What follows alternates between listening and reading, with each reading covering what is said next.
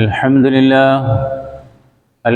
لله نحمده ونستعينه ونؤمن به ونتوكل عليه ونعوذ بالله من شرور أنفسنا ومن سيئات أعمالنا من يهده الله فلا مضل له ومن يضلل فلا هادي له وأشهد أن لا إله إلا الله وحده لا شريك له وأشهد أن محمدًا عبده ورسوله هو الذي أرسل رسوله بالهدى ودين الحق ليظهره على الدين كله وكفى بالله شهيدا اللهم صل على محمد وعلى آل محمد كما صليت على إبراهيم وعلى آل إبراهيم وبارك على محمد وعلى آل محمد كما باركت على إبراهيم وعلى آل إبراهيم إنك حميد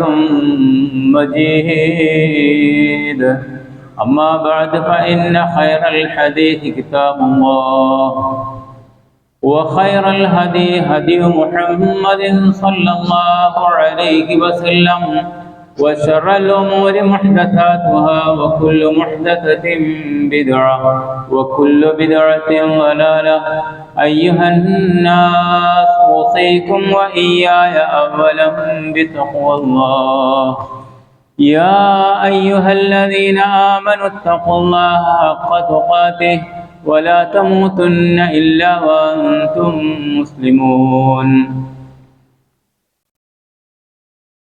قال الله تعالى في قرآنه الكريم يا أيها الناس اتقوا ربكم الذي خلقكم من نفس واحدة وخلق منها زوجها وبث منهما رجالا كثيرا ونساء واتقوا الله الذي تساءلون به والأرحام إن الله كان عليكم رقيبا بسم الله الرحمن الرحيم وما كان صلاتهم عند البيت إلا مكاء وتصدية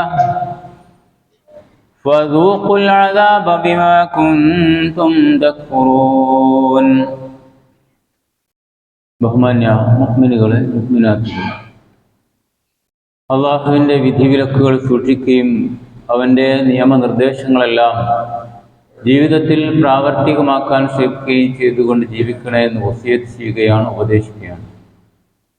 അള്ളാഹു സുബ്ഹാനഹു വ തആല യഥാർത്ഥ മുഅ്മിനുകളായി കലിമത്തു തൗഹീദ് ഉച്ചരിച്ച് മരണപ്പെടുന്നവരിൽ പെടാൻ, അങ്ങനെ അള്ളാഹുവിൻ്റെ അടുക്കൽ സ്വർഗം നേടുന്നവരിൽ പെടാൻ നമ്മെ എല്ലാവരെയും അനുഗ്രഹിക്കുമാറാകണം. സഹോദരങ്ങളെ, സാന്ദർഭികമായ ചില വിഷയങ്ങളെ സംബന്ധിച്ച് സൂചിപ്പിക്കാനാണ് ഉദ്ദേശിക്കുന്നത്.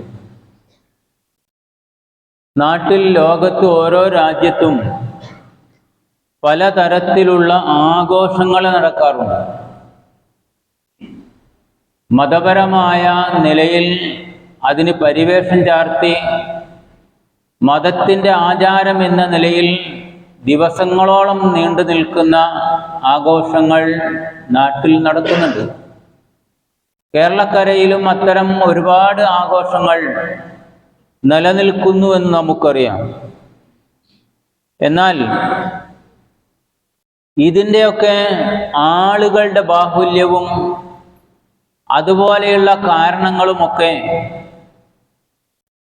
ഉണ്ടാകുന്ന ഒരു സാഹചര്യം പലപ്പോഴും തിക്കിലും തിരക്കിലും അതുപോലെയുള്ള കാരണങ്ങളാലുമൊക്കെ മരണങ്ങൾ ഉണ്ടാകാറുണ്ട്.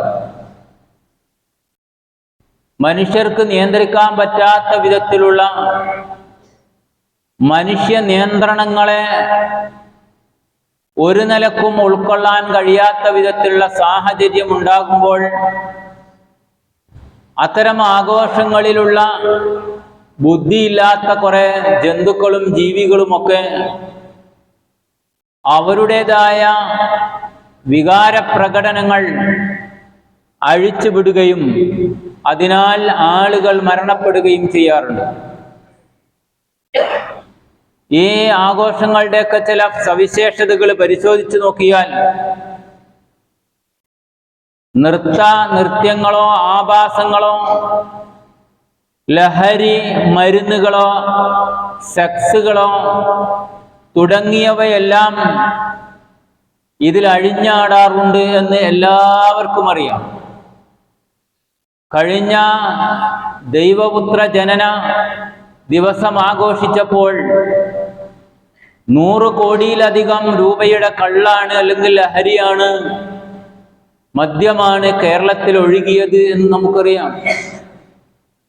ഇങ്ങനെ ഒരു നിയന്ത്രണവുമില്ലാത്ത ആഘോഷങ്ങൾ നാട്ടിൽ നടക്കുന്നത് പോലെ തന്നെ നമ്മുടെ സമുദായത്തിൽപ്പെട്ട ആളുകളും ഇത്തരത്തിലുള്ള ഉറൂസുകളായിട്ടും ചന്ദനക്കുടങ്ങൾ എന്ന പേരിലും ആണ്ടുകളും നേർച്ച പരിപാടികളും ഒക്കെ ആയിക്കൊണ്ടുള്ള ആഘോഷങ്ങൾ നമ്മളുടെ സമുദായത്തിലുള്ള ആളുകളും നടത്തി വരുന്നു എന്ന് നമുക്കറിയാം. കഴിഞ്ഞ പുതിയങ്ങാടി നേർച്ചയിലുണ്ടായ സംഭവം വല്ലാത്ത വേദനിപ്പിക്കുന്നതാണ്. എന്നാൽ ഇതിന്റെ മുമ്പും അവിടെ ഇതേപോലെയുള്ള സംഭവങ്ങൾ അരങ്ങേറിയിട്ടുണ്ട്. അന്ന് സോഷ്യൽ മീഡിയ ഇത്തരം പ്രചരണം സിദ്ധിച്ച ഒരു കാലഘട്ടമായിരുന്നില്ല. ചേറ്റുവയിലും ഇതേപോലെ തന്നെ മനുഷ്യനെ പിച്ച് ചീന്തപ്പെട്ട വിധത്തിൽ ആന കൈകാര്യം ചെയ്തിട്ടുണ്ട്.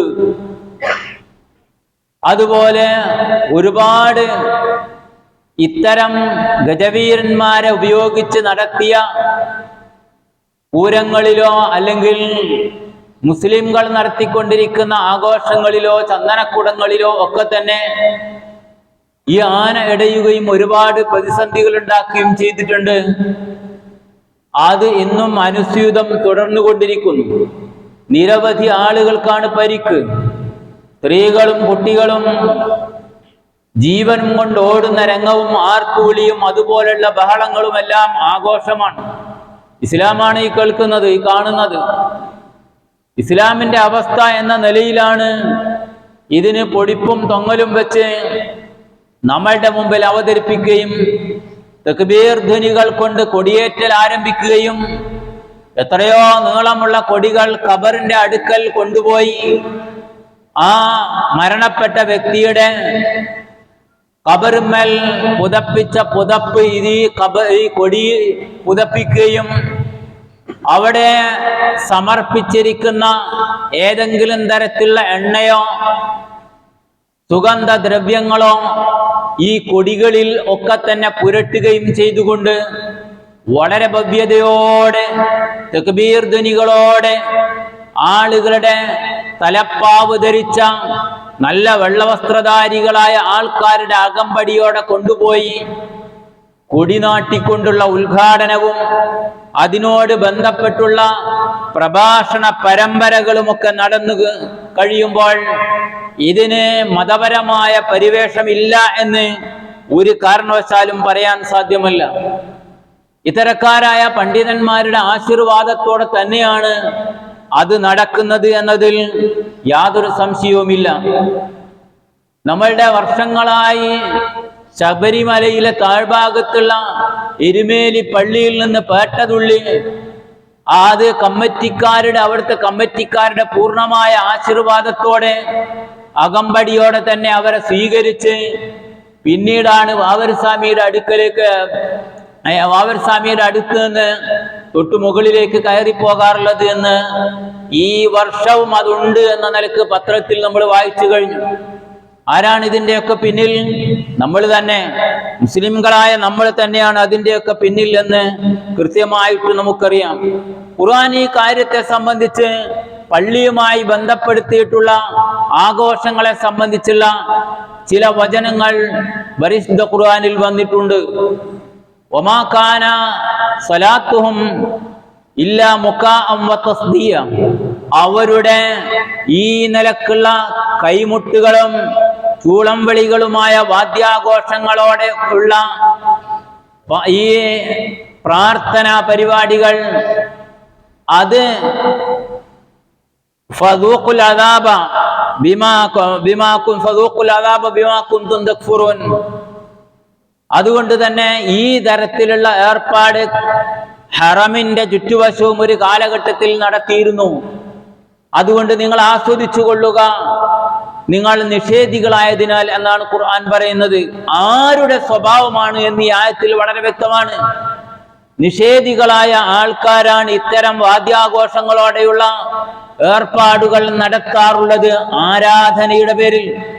നമുക്ക് അങ്ങനെ ഒരു ഏർപ്പാട്, ഏതു തരത്തിലുള്ള ആഘോഷമാണെങ്കിലും ആ നിലക്ക് 2 പെരുന്നാളുകളിൽ മുട്ടും വിളിയുമായ ആഘോഷങ്ങളോ ഏർപ്പാടുകളോ ഇല്ല എന്ന് നമുക്കറിയാം. മാത്രമല്ല, ഇതോടനുബന്ധിച്ച് ഒരുപാട് തോന്നിവാസങ്ങൾ നടക്കുന്നുണ്ട്.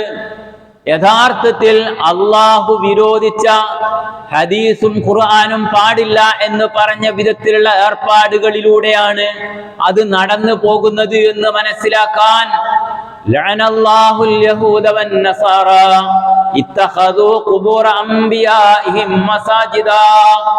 ഖുർആൻ ഹദീസിൽ കാണാം, ജൂത ക്രിസ്ത്യാനികളായ ആളുകളെ അല്ലാഹു ശപിച്ചിരിക്കുന്നു.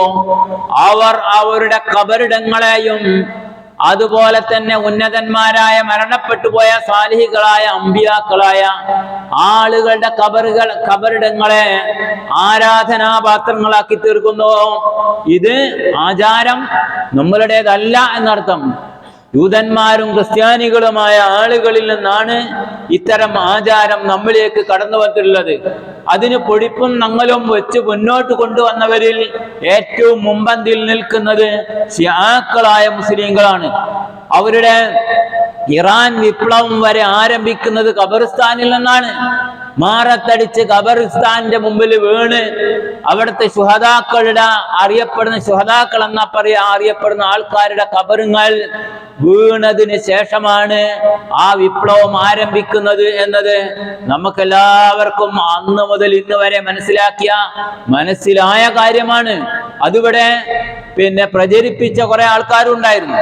ഏതായിരുന്നാലും ഞാൻ സൂചിപ്പിക്കുന്നത്, ഇത്തരം കാര്യങ്ങൾക്കെല്ലാം കൃത്യമായ ഫത്വയുണ്ട്, വെറുതെ പറയുകയല്ല. ഫത്വ ഓരോന്നിനും ഫത്വ കൊടുത്തിട്ടുണ്ട്. അതിന്റെ അടിസ്ഥാനത്തിലാണ് ഈ നടത്തിക്കൊണ്ടിരിക്കുന്ന കമ്മിറ്റിക്കാർ, മുസ്ലിംകളായ ആളുകൾ നടത്തുന്നത്. ഈ അടുത്ത് തന്നെ ഒരു ചോദ്യത്തിന് മറുപടിയായി ചെണ്ട അല്ലെങ്കിൽ ആന ഖുർആനിൽ ഹറാമാന്ന് പറഞ്ഞിട്ടുണ്ടോ? ഒരു ചോദ്യം ഒരു മുസ്ലിയാരെ, വല്ലാത്ത ചോദ്യം തന്നെ. ആന ഹറാമാന്ന് ഇസ്ലാമിൽ പറഞ്ഞിട്ടുണ്ടോ എന്നാ ചോദിക്കുന്നത്. ന്യായീകരിക്കുകയാണ്, എല്ലാറ്റിനും ന്യായീകരണം. ചെണ്ട തെറ്റില്ല, ആന തെറ്റില്ല, കരിമരുന്ന് തെറ്റില്ല, കച്ചവടം തെറ്റില്ല, ഒരുമിച്ച് കൂടൽ തെറ്റല്ല, നേർച്ച തെറ്റല്ല, പിന്നെന്താ തെറ്റ്? എന്നിട്ട് ഇപ്പം കുറെ ആളുകൾ വിലപിക്കാൻ തുടങ്ങിയിട്ടുണ്ട് പണ്ഡിതന്മാരുടെ കൂട്ടത്തില്. ഞങ്ങൾ അതിന് ഉത്തരവാദികളല്ല എന്ന് ആണയിട്ട് പറയും. ആരാണ് പിന്നെ ഉത്തരവാദി? ഞാനും നിങ്ങളുമൊക്കെ ഈ വിഷയത്തെ സംബന്ധിച്ച് മനസ്സിലാക്കണം എന്ന നിലക്കാണ് ഈ വിഷയം സാന്ദർഭികമായി ശ്രദ്ധയിൽപ്പെടുത്തുന്നത്. സഹോദരങ്ങളെ, യഥാർത്ഥത്തിൽ ഇത് ഫത്വ അക്കാലഘട്ടത്തിലെ മുൻകാലഘട്ടത്തിലെ പണ്ഡിത വരേണ്യന്മാരെന്ന് അവർ ഉദ്ഘോഷിച്ച് നടന്ന പണ്ഡിതന്മാരിൽ നിന്ന് കിതാബുകളുടെ ഏതോ അറബിയിൽ എഴുതി വെച്ച ഗ്രന്ഥത്തിൽ പരാമർശിച്ച വരികളെടുത്തുദ്ധരിച്ചുകൊണ്ട് ഇതെല്ലാം ശരിയാണ്, മുസ്ലിംകളുടെ ആഘോഷം തന്നെയാണ് ഇത് എന്ന് അവർ ഫത്വ നൽകിയിട്ടുണ്ട്. മാത്രമല്ല, പരിശുദ്ധ ഖുർആനിന്റെയും തിരുസുന്നത്തിന്റെയും സച്ചരിതരായ സഹാബികളുടെയും മാതൃക ഇതിനുണ്ട് എന്ന് അവർ ഫത്വ നൽകിയപ്പോൾ അത് ഏറ്റുപിടിച്ചു കൗമ്.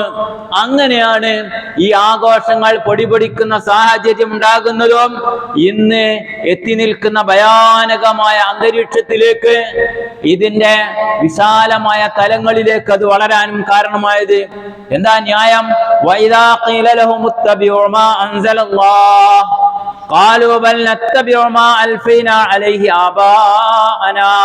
അവരോട് പറഞ്ഞു വിചാരിക്കാം, നിങ്ങളെ തീർച്ചയായും അള്ളാഹു ഇറക്കിയത് നിങ്ങൾ പിൻപറ്റണം എന്ന് അവരോട് പറഞ്ഞു കഴിഞ്ഞാൽ പിന്നെ അവർ പറയെന്താ? ഞങ്ങൾ പൂർവികന്മാരായ ആളുകൾ പിൻപറ്റി വരുന്നത് സ്വീകരിക്കുന്നവരാണ്. 136-ാമത്തേതാണിത്. യാഹൂ തങ്ങളുടെ മറ്റേ ആളുടെ അജ്മീർ ശൈഖിന്റെ ഇങ്ങനെ പുത്തമ്പള്ളിയിലെ തുടങ്ങിയിട്ടുള്ള എല്ലാ ആളുകളും വർഷങ്ങൾക്ക് മുമ്പ് നടന്നു വരുന്ന ഏർപ്പാടാണിത് എന്ന ന്യായമാണ് അവർ പറയുക. അവലൗ കാന ആബാഉഹും ലാ യഖിലൂന ശൈഅൻ വലാ യഹ്തദൂൻ.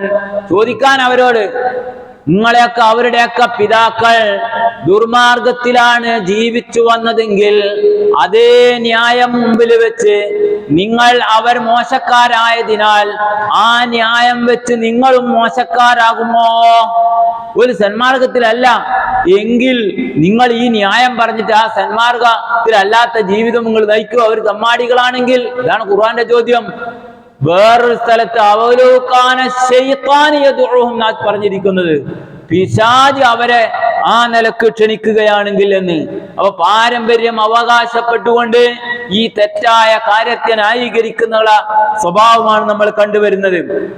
യഥാർത്ഥത്തിൽ ഇതിന്റെയൊക്കെ പിന്നിൽ ഒരുപാട് ഒളി അജണ്ടകളുണ്ട്. അതെന്താണെന്ന് ചോദിച്ചാൽ സാമ്പത്തികമായ നേട്ടങ്ങളാണ്. കച്ചവടക്കാരായ ആളുകൾ അതുപോലെ തന്നെ ഈ കാര്യം കൊണ്ട് എന്തെങ്കിലുമൊക്കെ കൈമടക്ക് നന്നായി ലഭിച്ച് അതുകൊണ്ട് ജീവിതം നയിക്കുന്ന കുറെ ആൾക്കാരുണ്ടാകും. ആ ആളുകളുടെയൊക്കെ നിലപാടുകളാണ് ഇതിന്റെയൊക്കെ പിന്നിൽ നിന്ന് നമുക്ക് മനസ്സിലാക്കാൻ സാധിക്കും. യഥാർത്ഥത്തിൽ ഇസ്ലാമില് നേർച്ചയില്ലേ? നേർച്ചയുണ്ട്. ഇസ്ലാമിലെ നേർച്ച എന്ന് പറഞ്ഞാൽ അന്നദുറു ഇൽസാമുൽ മുസ്ലിമി നഫ്സഹു തആതൻ ലാ തജിബു അലൈഹി ശറഅൻ. കേട്ട് പഠിച്ചോളി. തീർത്തും നേർച്ച നമ്മളെ വിരോധിച്ചു, പാടില്ല എന്ന് പറഞ്ഞു എന്ന് ആരെങ്കിലും പറയുന്നുണ്ടെങ്കിൽ അത് ഖുർആനിന് വിരുദ്ധമാണ്. ഖുർആനിലും ഹദീസിലും നേർച്ചയെ സംബന്ധിച്ചുള്ള പരാമർശങ്ങൾ വന്നിട്ടുണ്ട്. ഇമ്രാൻ അവർ തന്റെ കുഞ്ഞിനെ ബൈത്തുൽ മുഖദ്ദസിലേക്ക് നേർച്ചയാക്കിയ സംഭവം ഖുർആനിലെ ഇത് ഖാലത്ത് ഇംറാതു ഇമ്രാൻ റബ്ബി ഇന്നി നദർതു ലക മാ ഫീ ബത്നി മുഹററാ. അതായിരുന്നു മറിയം ബീവി പള്ളിയിൽ വളരാനുള്ള കാരണം. ഇനി മറിയം ബീവി പറഞ്ഞ എന്നെ കാണാ, ഇന്നി നദർതു ലിർറഹ്മാനി സൗമാ വലനുകല്ലിമൽ യൗമ ഇൻസിയാ. ഞാൻ നോമ്പുകാരിയാണ്, സംസാരിക്കാത്ത മൗനവ്രതം. ആ നോമ്പ് ഞാൻ നേർച്ചയാക്കിയതിനാൽ നിങ്ങളോട് സംസാരിക്കുന്ന പ്രശ്നമില്ല. ഇങ്ങനെയുള്ള കാര്യങ്ങൾ പരിശുദ്ധ ഖുർആനിൽ മുൻ കാലഘട്ടത്തിൽ നേർച്ചയുമായി ബന്ധപ്പെട്ട വിഷയം എന്ന നിലയിൽ വന്നിട്ടുണ്ട്. എന്താണ് നേർച്ച? ഒരു ഹലാലായ കാര്യം. മനസ്സിലായല്ലോ? ആ ഹലാലായ കാര്യത്തെ ശറഅ് നിർബന്ധമാക്കിയിട്ടില്ല. അങ്ങനെയുള്ള ഒരു കാര്യത്തെ ഞാൻ ചെയ്യുമെന്ന്, അള്ളാഹുവിന്റെ പ്രീതി ഉദ്ദേശിച്ച് ചെയ്യുമെന്ന് പ്രഖ്യാപിക്കലാണ്. ഇതാണ് നേർച്ച എന്ന് പറഞ്ഞിരിക്കുന്നത്. ഇൽസാമുൽ മുസ്ലിമി നഫ്സഹു തആതൻ ലാ തജിബു അലൈഹി ശറഅൻ. ശറഅ് നിർബന്ധമാക്കിയിട്ടില്ല, പക്ഷെ അയാള് സ്വയം തന്നെ പ്രഖ്യാപിക്കുകയാണ്. ആർക്കാ? അള്ളാഹുവിന് വേണ്ടി. ഉദാഹരണം, ലില്ലാഹി അലയ്യ അൻ ഉസല്ലി റക്അതൈൻ ഹുവ അന്നദുൽ മുത്ലഖ്. 2 റക്അത്ത് നിസ്കാരം ഞാൻ നിസ്കരിക്കുമെന്ന് ഒരാൾ നേർച്ചയാക്കി. അള്ളാഹ്ക്ക് വേണ്ടി ഉറപ്പായിട്ടും നിസ്കരിക്കുമെന്ന് നേർച്ചയാക്കി. അങ്ങനെയുള്ള നിരുപാധികമായ കാര്യത്തെ നേർച്ചയാക്കി കഴിഞ്ഞാൽ അയാൾക്ക് അതിന് പ്രതിഫലം കിട്ടും. അള്ളാഹുമായിട്ട് അടുക്കാനാണ് അദ്ദേഹം ചെയ്യുന്നത്. അത് നിറവേറ്റൽ നിർബന്ധമായി. ഇനി വേറെ ചില, ഇതാണ് യഥാർത്ഥ നേർച്ച എന്ന് പറയുന്നത്. വേറെ ചില നേർച്ചയെ സംബന്ധിച്ച് ചില ഹദീസ് ഗ്രന്ഥങ്ങളെയോ അല്ലെങ്കിൽ മുഹദ്ദിസുകളായ ആളുകൾ ജനങ്ങൾ ചെയ്യുന്ന ചില നേർച്ചയെ സംബന്ധിച്ച് പറയുന്നുണ്ട്. അതെന്താ? എന്റെ രോഗം മാറിയാൽ ഞാൻ 3 ദിവസം നോമ്പനുഷ്ഠിക്കാം. ആ വിഷയത്തെ സംബന്ധിച്ച് അത് പ്രോത്സാഹിപ്പിക്കപ്പെടാൻ പറ്റില്ല എന്നും, നേർച്ച നേരേണ്ടത് അങ്ങനെയല്ല. അള്ളാഹുവേ, നിന്റെ പ്രീതി ഉദ്ദേശിച്ചുകൊണ്ട് ഞാൻ 3 ദിവസത്തെ നോമ്പനുഷ്ഠിക്കാൻ നേർച്ചയാക്കിയിരിക്കുന്നു. എന്റെ രോഗം നീ മാറ്റിത്തരണേ. ഇതാണ് മാറിയാൽ എന്ന ആ ശൈലിയല്ല ഖുർആന്റെയും ഹദീസിന്റെയും അടിസ്ഥാനത്തിൽ നേർച്ചയുടെ വിഷയത്തിൽ നമുക്ക് മനസ്സിലാക്കാൻ കഴിയുന്നത്. മറ്റൊന്ന്, തഖർറുബൻ ഇലല്ലാഹ്, അള്ളാഹുവിന്റെ പ്രീതി ഉദ്ദേശിച്ചുകൊണ്ട് എന്നാണ്. മനസ്സിലായല്ലോ? അതിന് ആളെ കൂട്ടേണ്ട ആവശ്യമുണ്ടോ? ചിന്തിക്ക് നിങ്ങൾ. ആളുകളെ കൂട്ടിയിട്ട് ഒരു നേർച്ച, അങ്ങനെ ഒരു നേർച്ച ഉണ്ടോ? അങ്ങനെ അല്ലല്ലോ നേർച്ച നമ്മൾ മനസ്സിലാക്കേണ്ടത്. ചണ്ടയുടെ ആവശ്യമുണ്ടോ? ഗജവീരന്മാരുടെ ആവശ്യമുണ്ടോ? ഇതൊന്നും നേർച്ചയിൽ പറഞ്ഞതല്ല. യഥാർത്ഥ നേർച്ച അള്ളാഹുവിന്റെ പ്രീതി ഉദ്ദേശിച്ചുകൊണ്ട് ചെയ്യും. യൂഫൂന ബിന്നദിരി വയഖാഫൂന യൗമൻ കാന ശർറുഹു മുസ്തതീറാ. ഇതാ യഥാർത്ഥത്തിലുള്ള മുഅ്മിനുകളായ ആളുകൾ അങ്ങനെ നേർച്ച നിറവേറ്റുന്നവരാണ്. കാരണം ഭയാനകമായ ഒരു ദിവസത്തിന്റെ ശിക്ഷയെ അവർ ഭയപ്പെടുന്നു. അതുകൊണ്ടാണ് കൃത്യമായും നേർച്ച ഇബാദത്താണെന്നും ഇന്ന സ്വലാത്തി വനുസുകി വമഹ്യായ വമമാതി ലില്ലാഹി റബ്ബിൽ ആലമീൻ. അവിടെ സ്വലാത്ത് കഴിഞ്ഞിട്ട് വനുസുകി എന്ന് പറഞ്ഞത് കാണാം. ഇബാദത്തുകള്, അതുപോലെ തന്നെ എന്റെ നേർച്ചയും, അതാണ് രണ്ടർത്ഥം അതിന് കാണാം. അങ്ങനെയുള്ളതെല്ലാം ലില്ലാഹ്, അള്ളാഹുവിന് വേണ്ടിയാണ്. ഇതാണ് ഇസ്ലാം പഠിപ്പിച്ചിരുന്ന നേർച്ച. ഇനി അള്ളാഹു അല്ലാത്ത ആളുകൾക്ക് നേർച്ച നേർന്നാൽ ഒരു കാരണവശാലും പാടില്ല. ശിർക്കാണ്, തെറ്റാണ്, അള്ളാഹു വിരോധിച്ചതാണ്. പരിശുദ്ധ ഖുർആനും ഹദീസും പരിശോധിച്ചു നോക്ക്. ഒരു മനുഷ്യന്റെ നേർച്ച ഇത് തന്നെ ലില്ലാഹി എന്നാണ്, അള്ളാഹുവിന് വേണ്ടിയാണ് ഞാൻ നേർച്ചയാക്കുന്നത് എന്ന്. കാരണം രോഗം ശിഫയാക്കാൻ കഴിവുള്ളവൻ അള്ളാഹ്. അത് അള്ളാഹു അല്ലാത്ത ഏതെങ്കിലും ഖബറിലേക്കോ മരിച്ചുപോയ വ്യക്തിക്കോ അല്ലെങ്കിൽ അതുപോലെയുള്ള പുണ്യവാളന്മാർക്കോ വേണ്ടിയാകുമ്പോൾ അവർക്കുള്ള ഇബാദത്തായി മാറും. അതാണ് വിഷയം. അപ്പോൾ അത് ശിർക്കായി മാറി. അപ്പൊ ഈ നിലക്കുള്ള അള്ളാഹു അല്ലാത്ത ആളുകൾക്ക് നേർച്ച നേരുക എന്നത് ഇസ്ലാം ഒരിക്കലും അനുവദിക്കുന്നില്ല. അതാണ് സകല നേർച്ചകളിലും, അള്ളാഹു അല്ലാത്ത നേർച്ചകളൊക്കെ ഇതിനു വേണ്ടി അല്ലാത്ത നേർച്ചകളിലൊക്കെ നമ്മൾ കാണുന്നതും അതാണ്. ആ വിശ്വാസത്തിന്റെ അടിസ്ഥാനത്തിൽ ഇമാം റാസി റഹ്മത്തുള്ളാഹി അലൈഹി ഖബറുമായി ബന്ധപ്പെട്ട അവിടെ നടക്കുന്ന ആചാരങ്ങളും ആളുകളുടെ വിശ്വാസവും ഒക്കെ വിശദീകരിച്ചപ്പോ അദ്ദേഹം പറയുന്നത് എന്താ? ഈ ആളുകൾ ഇത്തരക്കാരായ ആൾക്കാരുകൾ യുഅല്ലിമു ഖുബൂറൽ അഖാബിർ, വലിയവരായ ആൾക്കാരുടെ ഖബറുകൾ മാനിക്കുന്നു, ബഹുമാനിക്കുന്നു. لأنهم يعتقدون هؤلاء شفعاؤنا عند الله, ഇവർ അള്ളാഹിന്റെ അടുക്കൽ ശുപാർശ ചെയ്തിട്ട് ഇല്ലാത്ത കാര്യം, കിട്ടാത്ത കാര്യം അവർ വാങ്ങിത്തരുമെന്ന വിശ്വാസത്തോടുകൂടി അത് ബിംബാരാധനക്ക് തുല്യമാണ്. തഅലീമു ഖുബൂറൽ അഖാബിരി, കണ്ടോ, വലിയ ആൾക്കാരുടെ ഖബറുകൾ ആദരിക്കുക എന്ന് പറഞ്ഞിരിക്കുന്നത്. അപ്പൊ അത്തരത്തിലുള്ള കാര്യങ്ങളാണ് ഇതിന്റെ പിന്നിൽ നടക്കുന്നത് എന്നതുകൊണ്ട് തന്നെ നമ്മൾ അതിനെ സംബന്ധിച്ച് ഗൗരവപൂർവം എടുക്കണം. ഇപ്പോഴും ആളുകൾ അത്തരം ഖബറുകളെ നേർച്ചയുടെ പേരിലോ അല്ലാത്ത നിലക്കോ ഒക്കെ തന്നെ ഖബർ തന്നെ ഉമ്മായവിടാൻ പാടില്ല എന്ന് ശാഫി മദ്ഹബിൽ വളരെ വ്യക്തമായിട്ട് രേഖപ്പെടുത്തിയിട്ടുണ്ട്. എന്നിട്ട് പോലും അത്തരം കാര്യങ്ങൾ നടന്നുകൊണ്ടിരിക്കുന്നതും അതിന് ഓശാന പാടുന്നതുമായ, അതിന് പ്രചോദനം നൽകുന്നതുമായ പണ്ഡിതന്മാരെ നമുക്ക് കാണാം. ഖുർആൻ വെറുതെ അല്ല പറഞ്ഞിരിക്കുന്നത്, ഇന്ന കസീറൻ മിനൽ അഹ്ബാരി വർ-റുഹ്ബാൻ ലയഅകുലൂന അംവാലൻ നാസി ളുൽമ. ആ അന്യായമായ നിലയിൽ ജനങ്ങളുടെ സമ്പത്ത് ഭക്ഷിച്ചു കൊണ്ടിരിക്കുന്ന ആൾക്കാർ പണ്ഡിത പുരോഹിതന്മാരുടെ കൂട്ടത്തിലുണ്ട്.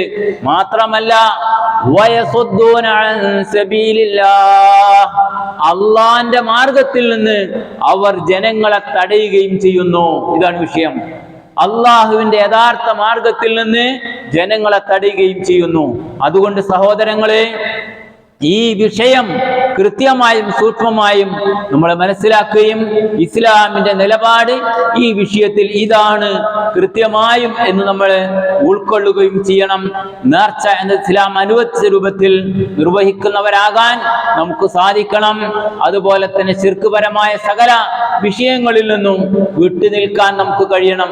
നമ്മളെയൊക്കെ കുടുംബത്തിലുണ്ട്, നമ്മളെയൊക്കെ ഭാര്യ കുടുംബത്തിലുണ്ട്, നമ്മുടെയൊക്കെ പിതാവിന്റെ മാതാവിന്റെ കുടുംബത്തിലുണ്ട് ഇത്തരം ഈ ഖബറുമായി ബന്ധപ്പെട്ടുള്ള പൂജകളിലേക്കും ഏർപ്പാടുകളിലേക്കും നേർച്ചയാക്കുന്നവരും അതിന് കാശ് കൊടുക്കുന്നവരും അവിടെ പോകുന്നവരും ഒക്കെ നമ്മളുടെ കൂട്ടത്തിൽ കുടുംബത്തിലുണ്ടാവും.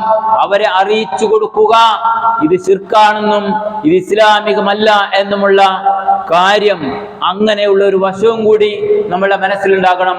അല്ലാഹു സുബ്ഹാനഹു വ തആല വളരെ കൃത്യവും സൂക്ഷ്മവുമായ നിലക്ക് ഇത്തരം കാര്യങ്ങൾ ജീവിതത്തിൽ പ്രാവർത്തികമാക്കാൻ നമ്മെ അനുഗ്രഹിക്കുമാറാകട്ടെ.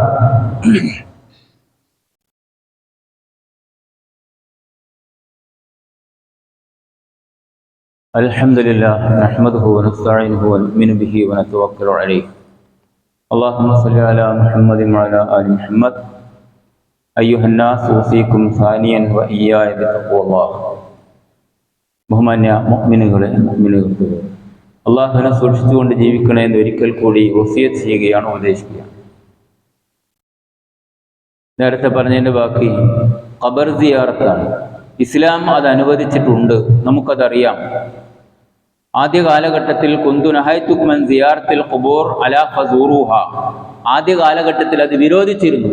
പിന്നീട് ഇനി നിങ്ങൾ സന്ദർശിച്ചു കൊള്ളുക എന്ന അനുവാദവും കിട്ടിയിട്ടുണ്ട്. എന്നാൽ അതിൻ്റെ ലക്ഷ്യമാണ് വിഷയം.